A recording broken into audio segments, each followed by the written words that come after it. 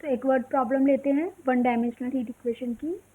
एक रॉड है, a rod of length L with insulated side is initially at the uniform temperature mu naught. Its ends are suddenly cooled at 0 degree Celsius and are capped at the temperature. Find the temperature function uxt. तो हमारे पास यहाँ पर एक length है, rod है जिसकी length L है, उसकी दोनों साइड को इंसुलेट किया गया है और उसका इनिशियल टेम्परेचर मतलब जब time t is equal to 0 है तब उसका जो खुद का रॉड का अपना एक इनिशियल टेम्परेचर है वो म्यू नॉट है। ठीक, इसके एंड्स को सडनली कूल कर दिया गया और इस टेम्परेचर पे रखा गया, तो टेम्परेचर फंक्शन uxt क्या होगा, मतलब रॉड की दोनों जो साइड्स हैं उसके टेम्परेचर 0 है जब रॉड की स्टार्टिंग हो रही है और लेंथ L पे। तो बाउंड्री कंडीशन हमें पता चल गई कि टेम्परेचर वहाँ पे 0 है। दूसरा, इनिशियली जब टाइम 0 है उस समय जो टेम्परेचर है वो म्यू नॉट से दिया हुआ है। तो हमें इनिशियल और बाउंड्री कंडीशन दे रखी है। वन डायमेंशनल हीट इक्वेशन की इक्वेशंस हमें याद होनी चाहिए और फिर हम उसका सॉल्यूशन लेते हैं। तो द टेम्परेचर फंक्शन uxt मैं यहाँ लिख देती हूँ, the temperature function uxt satisfy the differential equation, ये इसको सेटिस्फाई करेगा क्योंकि ये तो है ही one dimensional heat equation. Satisfy the given equation, तो हमने यहाँ पी डी लिख दी अपनी इसकी, del u by del t is equal to c square del two u del x. ये टेम्परेचर फंक्शन हो गया है ना वन डायमेंशन वाला।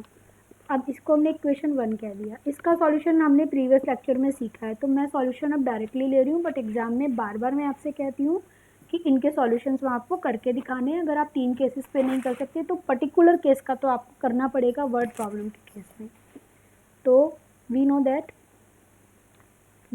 हम तो यहाँ लिख रहे हैं वी नो दैट, बट आपको वहाँ पे सॉल्यूशन देना है एग्जाम में इसका। वी नो दैट द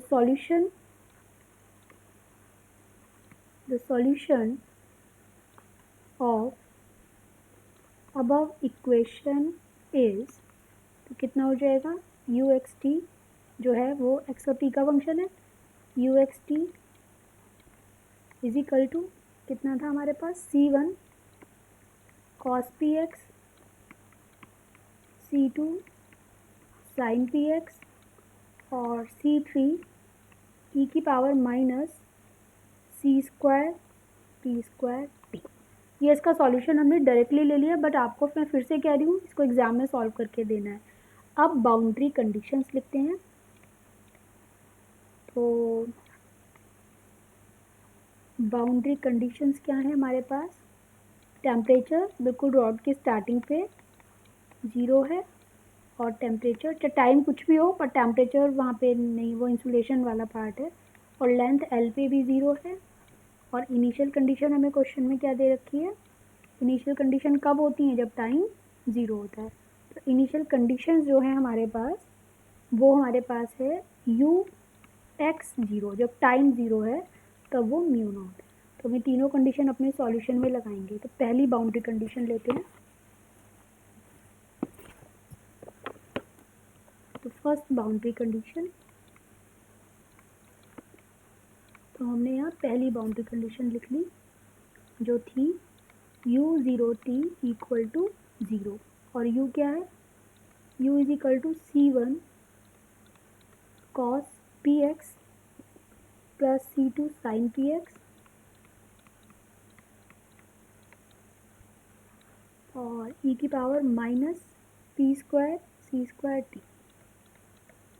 तो हम भी ये तो क्वेश्चन है, हमारा जो फंक्शन है वो भी तो uxt है, तो हम भी इसको uxt लिख लेते हैं। तो uxt कब 0 होगा, uxt जो है वो कब 0 होगा, जब हम x को 0 कर देंगे। ठीक है,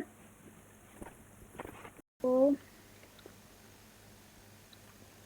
put x equal to 0 in above solution. इस सॉल्यूशन में जो ऊपर हमने लिखा है x को हमने 0 कर दिया। तो u0t पहली बाउंड्री कंडीशन के हिसाब से ये आंसर 0 है। हम अपने क्वेश्चन का देखते हैं, हमने x को 0 रख दिया तो c1 बचा साइन को 0 रखेंगे तो ये पूरा 0 हो गया, और यहाँ पे एक C3 भी आएगा। इस पेज पे भी हम देखते हैं, हाँ वहाँ लिखा है, तो C2 C3 और e की पावर माइनस पी स्क्वायर सी स्क्वायर टी, ये बचा हमारे पास। तो it implies C1 equal to 0। तो हम इसको फटाफट अपडेट कर देते हैं, नए कांस्टेंट वैल्यू C1 को 0 रखें, तो u की वैल्यू हो गई C2 C3 sign P x ई की पावर माइनस पी स्क्वायर सी स्क्वायर टी। अब सेकेंड बाउंड्री कंडीशन, तो जो सेकेंड बाउंड्री कंडीशन है उसमें हम x को रखते हैं l, ULT। तो ये भी क्या होता है, 0 होता है। तो हम भी अपने सॉल्यूशन में ये जो ऊपर हमारा न्यू सॉल्यूशन है इसको में यहाँ रख देते हैं, यहाँ पे हम x को l रख देते हैं। तो C2 C3 sign P L E की पावर माइनस पी स्क्वायर सी स्क्वायर टी।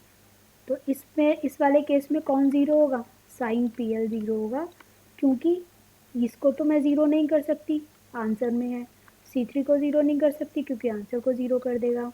C1 ऑलरेडी 0 हो गया है, तो C2 भी अगर 0 हो जाएगा तो ये ब्रैकेट पूरा खत्म, फिर आंसर हमारा 0।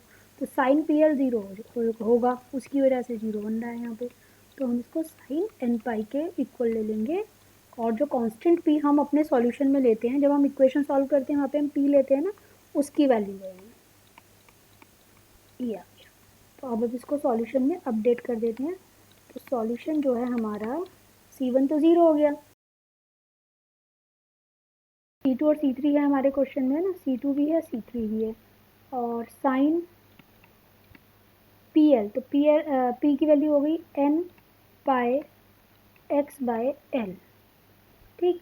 और e की पावर में p स्क्वायर, तो n square pi square l square सी स्क्वायर टी। तो ये हमारी दो बाउंड्री कंडीशन के बाद सॉल्यूशन निकल के आया। अब हमारे पास एक इनिशियल कंडीशन है, अब उसको भी लगा देते हैं।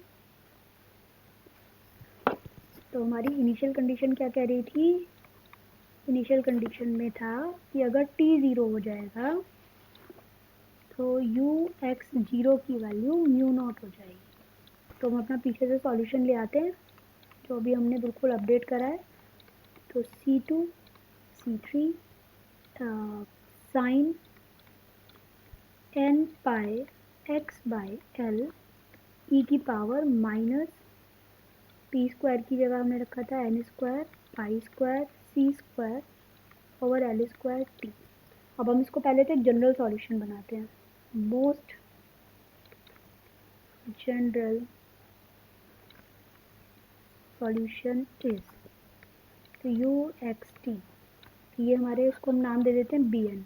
C2 C3 का नाम हमने रख दिया बी एन, और एक समेशन लग गया अच्छा बड़ा सा n is equal to 1 to infinitive B N के लिए। तो साइन n पाई एक्स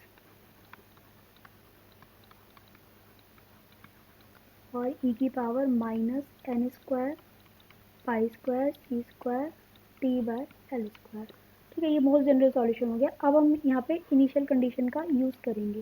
तो इनिशियल कंडीशन क्या आती है, अगर हम t को 0 रख दें तो ये म्यू नॉट के बराबर हो जाएगा। अब हमें अपने जनरल सॉल्यूशन में भी t को 0 रखते हैं, तो t को 0 रखने से ये टर्म पूरी क्या बन गई 1।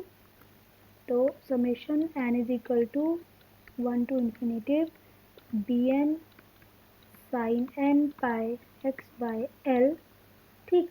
अब यहाँ पे कुछ कंपैरिजन्स के लिए नहीं है, तो मुझे बायनोमियल वो फॉरियर सीरीज से फिर ये बी एन की वैल्यू को फाइंड करना पड़ेगा, क्योंकि कुछ कंपैरिजन के लिए हमारे क्वेश्चन में नहीं है। तो वेयर अब हमें बी एन निकालना है, तो B N is equal to 2 by L, formula क्या था 2 बाय एल 0 टू एल, और mu not sine N pi X by L D X. तो ये जो म्यू नॉट है ये तो कांस्टेंट है, 2 म्यू नॉट एल बाहर आ गए, 0 to L sine N pi X by L D X. तो हमारे पास ये बच गया। अब हमें इसका करना है इंटीग्रेशन, तो 2μ0/L तो ऐसा ही हो गया, और साइन का जब हम करेंगे इंटीग्रेशन तो वो बनेगा माइनस कॉस n πx/L और L/n π वो जो एंगल के साथ है वो डिवाइड होगा, ठीक है। इसका बन गया 0 to L लिमिट हो गई, तो 2μ0/L।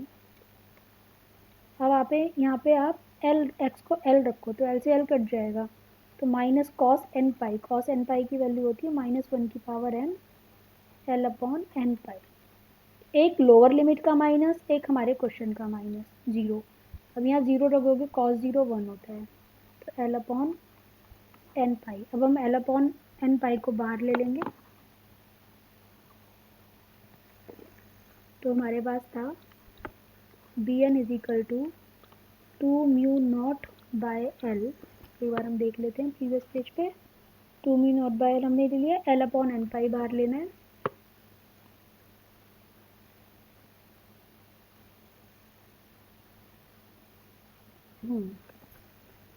L/n π को हमने बाहर ले लिया, तो 1 -1 की पावर n, L से L गया,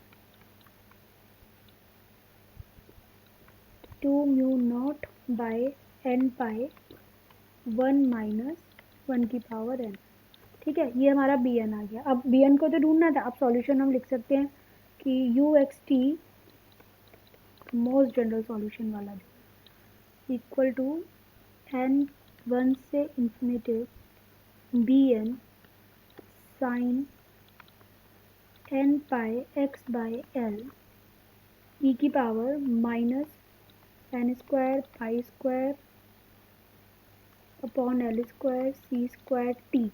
ये तो हो गया। वेयर bn = ये जो bn है इसको हमने बता दिया 2μ0/n π 1 - आप इसे इवन ऑड के केस में भी लिख सकते हो, ऐसे भी लिख सकते हो, और bn की टर्म को आप यहाँ पे भी लिख सकते हो अंदर।